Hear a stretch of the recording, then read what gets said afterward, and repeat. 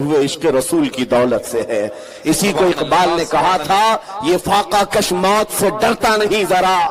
अंग्रेज 100 साल पहले ये कह रहे थे, अंग्रेज ये कहते थे, ये फाका कश मौत से डरता नहीं जरा। भूखा रहता है, प्यासा रहता है, लेकिन मौत से नहीं डरता है। ये कैसा मुसलमान है? लेकिन इसको जो मौत से बेखौफ करती है वो चीज है क्या? अंग्रेज कहता है, रूहे मोहम्मदी इसके बदन से निकाल दो, रूहे मोहम्मदी इसके बदन से निकाल दो। पूरी दुनिया की पावरफुल ताकतें भी ये जानती हैं कि रूहे मोहम्मदी, इश्क मोहम्मदी, ये दौलत ऐसी है जो इंसान को बेखौफ करती है, उसे आजाद करती, हर डर से आजाद करती है। इसीलिए बरेली के इमाम ने हमें पुकार कर कहा था, खौफ न रख रजा जरा, तू तो है अब्दे मुस्तफा। खौफ न रख रजा जरा, तू तो है अब्दे मुस्तफा। तेरे लिए अमान है, तेरे लिए अमान है। अजीजा ने गिरामी वकार, आज जो हालात चल रहे हैं, इस एतबार से एक डर का माहौल, खौफ का माहौल, एक ऐसी सरासीमगी है जिसको हम महसूस कर रहे हैं। लोग आज हर चौक पर, हर कट्टे पर ये गुफ्तगू करते हुए नजर आ रहे हैं, हालात बड़े खराब हो गए, जहर फैल गया है, लोगों के अंदर तासुब बहुत बढ़ गया है और हालात इतने खराब हैं, हम माइनॉरिटी में हम क्या कर लें। एक बात याद रखो, सतीजा कार रहा है अजल से ता इमरोज, शरार बू लहबी से चराग मुस्तफवी। ये हालात आज ही खराब नहीं हुए हैं, हमारी तारीख इससे भरी पड़ी हुई है। हालात हर जमाने में इसी तरह के होते रहे और इस्लाम का ये हसीन पौधा उसी तरह लहलहाता रहा। आज के हालात भी निकल पड़ेंगे, इसी तरह चले जाएंगे। चांद को भी गहन लगता है, लेकिन जब गहन छट जाता है वो अपने आबो ताब के साथ चमकता है।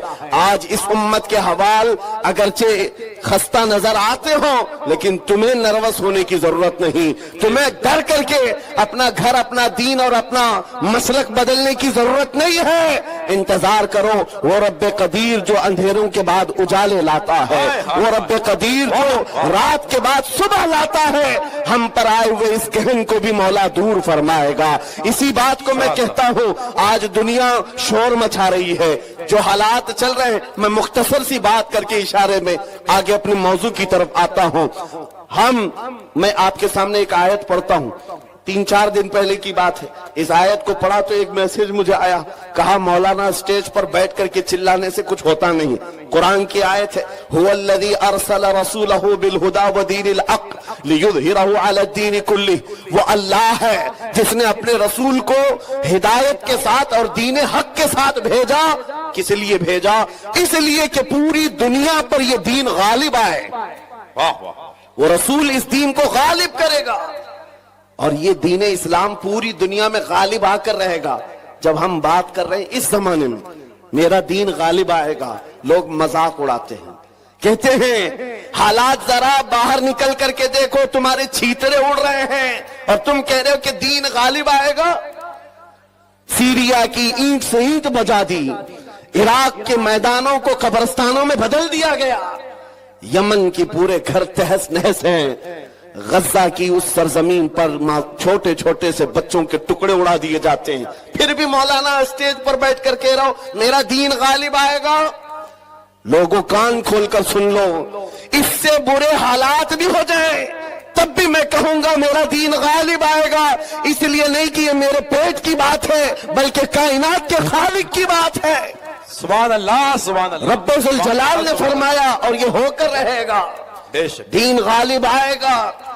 इन हालात में लोग ये कहते हैं, जब हर तरफ से हम ही मारे जा रहे हैं, हमारे ही टुकड़े हो रहे हैं, सारे जुल्मों का निशाना हम ही है, पूरी दुनिया ने हमको टारगेट नंबर 1 पर रखा हुआ है।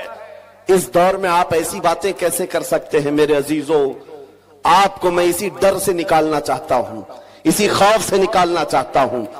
आपको पता है हम नए अंदाज के ये सारे हालात देखने वाली कौम से ताल्लुक नहीं रखते, हम तो उस कौम से ताल्लुक रखते हैं जहां 14 सदियों से हमारे बड़ों ने हमें करबला की दास्तानें सुनाई।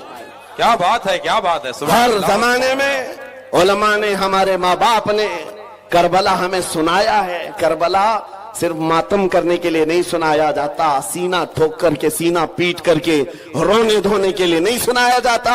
کربلا ہر سال اسی لیے سنایا جاتا ہے. اے امت مسلمہ یاد رکھو, اسلام میں کبھی بھی تعداد نہیں دیکھی جائے گی, جہاں اہل حق ہوں گے اللہ کی مدد ہوگی. کربلا میں اگرچہ اہل بیت رسول اللہ کے گھر کے نوجوانوں کے ٹکڑے ہو گئے تھے, لیکن پوری دنیا جانتی ہے جیت انہی کی تھی, جیت انہی کی تھی. اسی طرح آج میں کہتا ہوں, غزہ کو اگر ظالم و جبروتی طاقتیں مل کر کے تہس نہس کر ڈالیں, ان 20 لاکھ مسلمانوں کو مار کر ختم کر کے صحرا بھی بنا دے, تب بھی ہم کہیں گے کہ غزہ کے اہل حق ہی جیت پائے ہوئے ہیں, فتح انہی کی ہے. اس لیے کہ یہ حالات گزر جائیں گے, پھر اے کتوں تھوڑی دیر کا انتظار کرو, کچھ دیر کی خاموشی ہے, پھر شور آئے گا. آج کتوں کا وقت ہے, کل ہمارا دور آئے گا. سبحان اللہ, اللہ اکبر, یا رسول اللہ, زندہ آباد, زندہ آباد, واہ واہ, ماشاء اللہ, سبحان اللہ, سبحان اللہ, سبحان اللہ, سبحان اللہ. توجہ, میں بات اب ناموس رسالت کے متعلق عرض کرتا ہوں. جس نے اس ٹاپک کو پکڑ لیا, حضور پاک کی عزت کو, اور وہ اپنی زندگی میں اس کی اہمیت کو سمجھ لیا, میرے عزیزوں صرف پھر وہ بلندیوں کا ہی سفر کرتا ہے, پھر وہ عروج کی طرف ہے, اور اس کی طاقت کا لوہا پوری دنیا مانتی ہے. میں چند مثالیں آپ کے سامنے رکھوں گا. جانتے ہو خلفائے راشدین میں سب کی اپنی فضیلتیں ہیں, لیکن خلیفہ دوم فاروق اعظم سیدنا عمر ابن خطاب رضی اللہ تعالیٰ عنہ کے جلال کا اور ان کی عظمت اور ہیبت کا ایک الگ انداز تھا. قیصر اور کسرا بھی تھر تھر کانپتے تھے, اور وہ ننگی پیٹ پر پیپل کے درخت کے نیچے سونے والا غلام رسول, لیکن پوری دنیا طاقت کا لوہا مانتی تھی. وجہ کیا ہے؟ وہ عشق رسول سے بھرا ہوا سینہ لے کر چلتا تھا. عمر فاروق کے پاس سب سے بڑی چیز کیا تھی جانتے ہو؟ ایک بار آپ کو جب امیر المومنین کہہ کر پکارا گیا, آپ کے آنسو نکل آئے. لوگوں سے کہا, اے لوگوں سنو, میں اپنی حیثیت بتاتا ہوں. میری حیثیت کیا ہے؟ میں خطاب کا بیٹا عمر ہوں. بچپن میں مجھ سے 2 بکریاں نہیں سنبھالی جاتی, میرے باپ سے میں روز مار کھاتا تھا. میں بکریوں کو سنبھال نہیں پاتا, میرے باپ مجھے روز مارتے تھے. خطاب کا بیٹا وہ عمر ہوں, لیکن آج اس دور میں 36 لاکھ اسکوائر کلومیٹر پر تنہا عمر کی نگرانی ہے. مصر بھی, فلسطین بھی, عراق بھی, شام بھی, یمن بھی, عرب کا یہ حجاز و نجد کا علاقہ پورا ایک عمر ابن خطاب کی نگرانی میں چل رہا تھا, جو اس دور کے تقریباً 36 لاکھ اسکوائر کلومیٹر کی بات ہوتی ہے. تنہا نگرانی چل رہی ہے, لیکن اس عمر ابن خطاب نے یہ نہیں کہا یہ میں نے اپنے طاقت کے بلبوتے تم پر حکمرانی قائم کی ہے, میں اپنے عدل کے بلبوتے تم پر اس حکمرانی کا تخت بچھایا ہے. نہیں, لوگوں سے کہا کہ اے لوگوں, یہ جو آج مجھے حیثیت ملی ہے اس لیے نہیں کہ خطاب کا بیٹا عمر ہوں, اس لیے کہ محمد عربی کا غلام عمر ہوں. سبحان اللہ, سبحان اللہ. اپنی نسبت جب حضور سے مضبوط کریں, دنیا اس کی طاقت کا لوہا مانتی ہے. ناموس و رسالت کی حفاظت پر جو آئے ہیں میدان میں, اللہ کریم نے ان کے بازوؤں کو طاقت بخشی ہے, اور کفار و مشرکین کے سینوں میں ان کا رعب ڈال دیتا ہے. یہ تاریخ کی سچائیاں بتاتی ہیں. آپ کو پتا ہے سیدنا عمر فاروق رضی اللہ تعالیٰ عنہ کا یہ عظیم خلافت کا زمانہ, ان کے متعلق جو لکھا گیا آج بھی موجود ہے. سینکڑوں میل دور رہنے والے کفار و مشرکین کی فوجیں صرف ان کے نام سے کانپتی تھیں, ڈرتی تھیں. یہی منصر, یہی وصف میں آپ کہتا ہوں کہ وہ ناموس رسالت کی حفاظت اور عشق رسول سے بھرا ہوا سینہ لے کر چلو, یہ اس زمانے کا نہیں, ہر زمانے کا سب سے بڑا ہتھیار ہے, سب سے بڑا ہتھیار ہے. لوگ آج یہ کہتے ہیں, بعض لوگ جو میرے ساتھ ہر جلسے میں انویسٹیگیشن کرتے بھی رہتے ہیں, ہر جگہ چلتے رہتے ہیں, کئی مرتبہ ہمارے علاقے میں بھی آئے اور وہ بار بار ہم سے یہ انویسٹیگیشن کرتے آپ چاہتے کیا ہے ہندوستان میں؟ جہاں جا رہے ہو یہ پورے مجمع کو جمع کر رہے ہو اور جذبے میں اور ان کو جوش دلا کر کھڑا کر رہے ہو، کیا چاہتے ہو؟ ان کو شاید ایسا لگتا ہوگا کہ ہم کوئی بہت بڑی ایسی تنظیم بنا رہے ہیں جو بم باندھ کر کے کہیں اڑ جائے، انہیں شاید ایسا لگتا ہو، اسی لیے بار بار اس چیز کی تلاش میں سرگردہ ہے۔ میں کھل کر کے بیان کرتا ہوں میرے عزیزوں، کھل کر کے۔ ابھی ہم اپنے ممبئی میں ایک مرکز بنا رہے تھے تو صاحب وہاں تک پہنچی باتیں، کچھ لوگ کہنے لگے یہ کچھ سرنگ بنا رہے ہیں جس میں جہاد سکھانے والے ہیں۔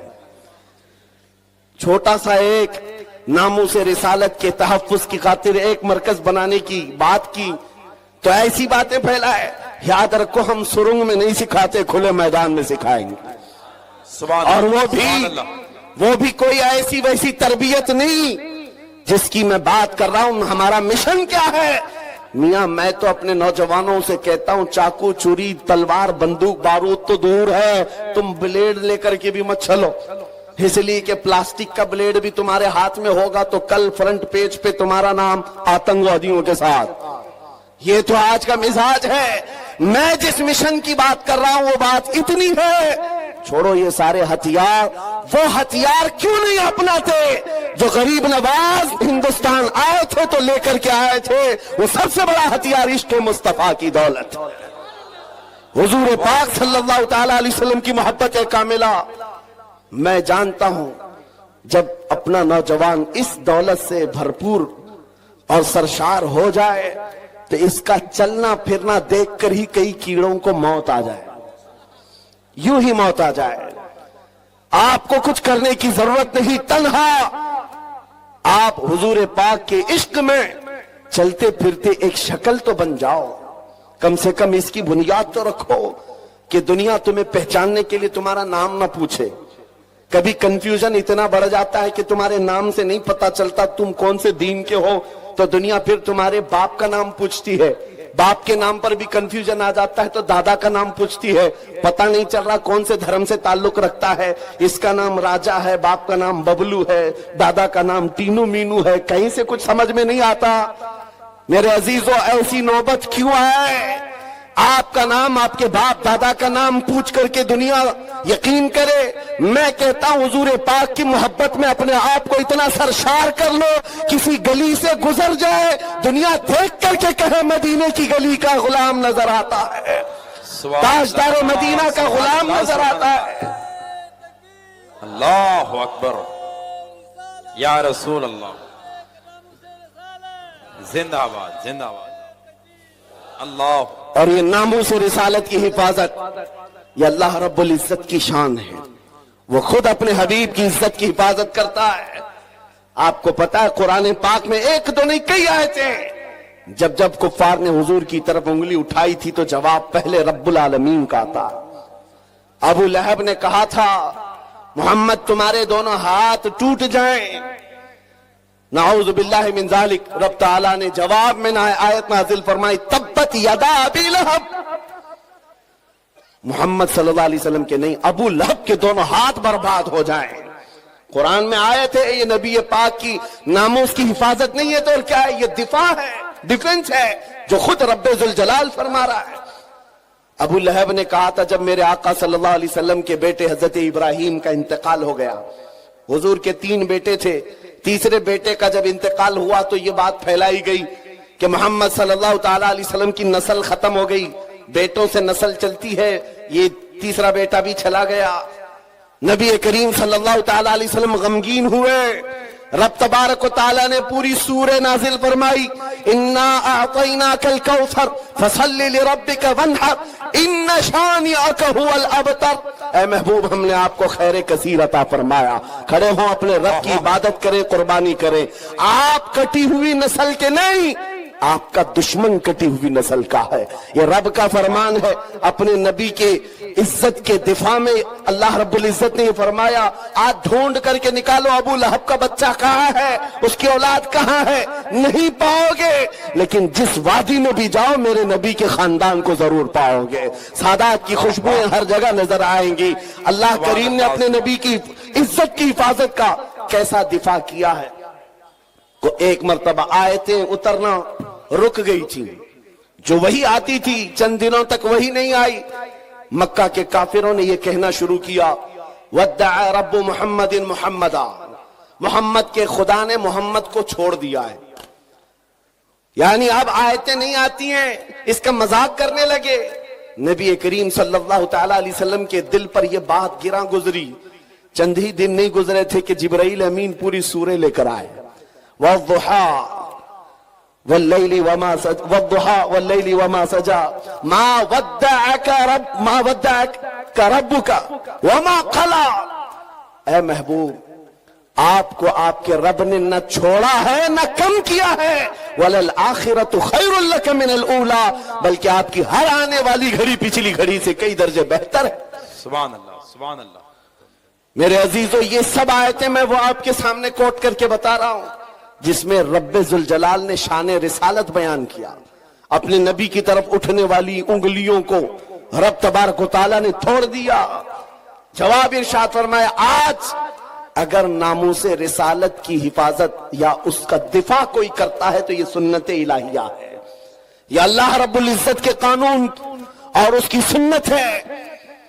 आज इस सुन्नत पर अमल करते हुए जो अकाबिरीन उम्मत आए, उनकी मिसालें मैं आपके सामने रखता हूं। लोगों, एक बात याद रखो, हालात जितने भी खराब हो जाएं, अपने नबी की इज्जत की हिफाजत वो जिससे चाहे ले ले, जिससे चाहे ले ले। ये जरूरी नहीं कि वो जमाने का बहुत बड़ा मुत्तकी परहेजगार हो, ये जरूरी नहीं है कि बहुत बड़ा फकीह और आलिम दीन हो। मौला करीम अपने नबी की इज्जत की हिफाजत पत्थरों से भी चाहे ले सकता है, कुत्तों से भी ले सकता है। अल्लामा इब्ने हजर अस्कलानी रहमतुल्लाह अलैह लिखते हैं कि ततारियों का जो हमला हुआ था बगदाद में, बगदाद को उन्होंने तबाह कर रखा था। ऐसा तबाह किया था कि पूरे बगदाद की सड़कें और वहां की गलियां मुसलमानों के खून से भरी हुई थी। दरिया दजला के पानी को लाल कर दिया था मुसलमानों के खून से। मुसलमानों की खोपड़ियों से मीनार बना दिए थे। इतने कत्ल जिसका शुमार नहीं होता। जखीरा जो मुसलमानों का था, बड़ी बड़ी किताबों में उसको जलाकर राख कर दिया था। एक वक्त ऐसा आया कि ततारियों का जो हाकिम था, उसने कुछ उलमा को कैद करके, गिरफ्तार करके अपने दरबार में मंगवाया जो मुसलमान बच्चे कच्चे थे। उन उलमा को बेड़ियां बांध करके जमीन पर औंधा लिटाया गया। आप पूछते हैं ना, इन हालात में हमें क्या करना चाहिए? सुनिए मेरे अजीजों, हालात तो ऐसे हो गए थे बगदाद में, कोई उनका पुरसाने हाल नहीं। आज लोग ये भी कह रहे हैं कि गज्जा के मुसलमानों का कोई पुरसाने हाल नहीं। क्या होगा, क्या होगा? तवज्जो, उन उलमा को कैद करके, बेड़ियां बांध करके, जंजीरों में बादशाह अपने दरबार में औंधा लिटाया है। और इतने ही पर बस नहीं, एक जर खरीद ईसाई पादरी दरबार में लाया गया है। उसको नजराना सिर्फ इस बात का दिया जा रहा है कि वो रसूलुल्लाह की शान में गालियां दे, हुजूर की शान में गालियां दे, इन मुसलमानों के दिलों को जलाए। हर जमाने में दुनिया ये जानती है मुसलमान कत्ल से उतना डरता नहीं है जितना रसूल पाक की इज्जत पर कोई उंगली उठाता है तो उसे तकलीफ होती है। और है यह हकीकत है। हमारे बहुत सारे जुल्म सितम हम बर्दाश्त कर लेते हैं, लेकिन नबी पाक की शान में अदना तौहीन बर्दाश्त नहीं होती। उस जालिम ने एक ईसाई पादरी को दरबार में बुलाया और कहा, इनके नबी की शान में गालियां देते रहो, तुम पर पैसे लुटाए जाएंगे। और वो गालियां देने लगा। कौन है वहां पर जो हिफाजत करे मेरे नबी के नाम की इज्जत? कौन है, कौन हिफाजत करेगा? जो उलमा थे वो तो जंजीरों पे कैद हैं। कौन है? अल्लाह करीम जब चाहे जैसे चाहे हिफाजत करता है। दरबार में बादशाह का एक कुत्ता था जो सोने की जंजीर से कोटे पर बंधा रहता था, एक खूंटे पर बंधा रहता था। जैसे ही वो पादरी गालियां देने लगा, वहीं से कुत्ता भौंकने लगा, जोर जोर से भौंकने लगा। दरबारियों ने कहा कि तेरा बयान शायद कुत्ते को अच्छा नहीं लग रहा है, इसलिए कुत्ता भौंक रहा है। ईसाई पादरी ने कहा, वो तो जानवर है, मेरा बयान क्या समझेगा? दूसरी बार गालियां देने लगा, कुत्ता फिर भौंकने लगा। फिर लोगों ने कहा, तेरे बयान पर ही कुत्ता भौंक रहा है।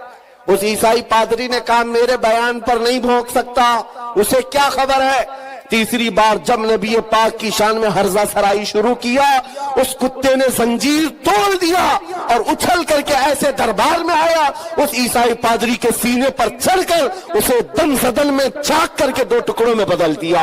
उस कुत्ते की हैबत ऐसी तारी थी, पूरे दरबार में सिपाही से लेकर बादशाह तक हर आदमी खड़ा रह गया और कुत्ते को देखने की भी ताब नहीं थी। ऐसा लगता था कोई शेर बबर आया हुआ है। उस कुत्ते की हैबत से लोग डरे हुए थे और तारीख में ये लिखा है, जिन्होंने हमारी खोपड़ियों से मीनार बनाया था, जिन्होंने बगदाद को हमारे खून से नहलाया था, उसी ततारियों के दरबार में 1-2 नहीं 10,000 ततारियों ने कलमा पढ़कर इस्लाम कबूल कर लिया। सुभान अल्लाह, सुभान अल्लाह, सुभान अल्लाह, सुभान अल्लाह। जब रब तबारक व तआला नामों से रिसालत की हिफाजत फरमाता है तो वो कुत्तों के जरिए से भी काम लेता है। ये बात याद रखो। और दुनिया को भी मैं ये बताता हूं, हमें कैद कर देने से या हमें फांसी दे देने से इस्लाम का खात्मा नहीं हो